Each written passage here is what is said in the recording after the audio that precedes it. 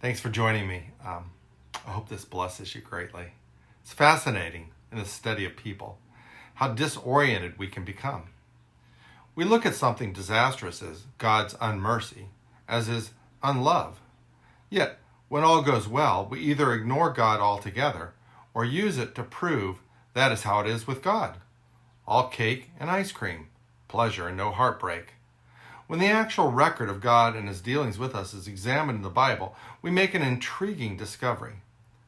The Lord took Jonah out of a great fish and let the last good king of Judah die in battle. He pulled Noah out of the worldwide flood, but kept Joseph in prison. Stephen died by stoning, but Paul miraculously survived.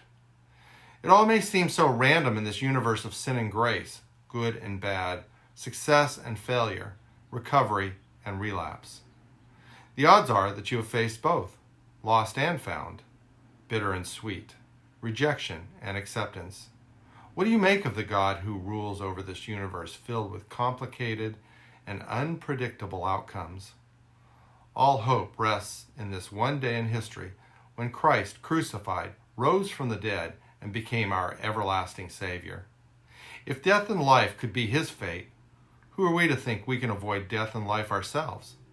Like Shadrach, Meshach, and Abednego, we may not always know how things will turn for us or those we love, but we can be certain a Savior is there to see us through it all. And in the end, there will be a resurrection. Life cannot be stopped. In Daniel 3:16-18, it says, Shadrach, Meshach, and Abednego replied to the king, O Nebuchadnezzar, we do not need to defend ourselves before you in this matter. If we are thrown into the blazing furnace, the God we serve is able to save us, and he will rescue us from your hand, O king. But even if he does not, we want you to know, O king, that we will not serve your gods or worship the image of gold you have set up. Let's also be brave in this time of trouble and difficulty as we see God's hand in all that happens. May God bless you greatly.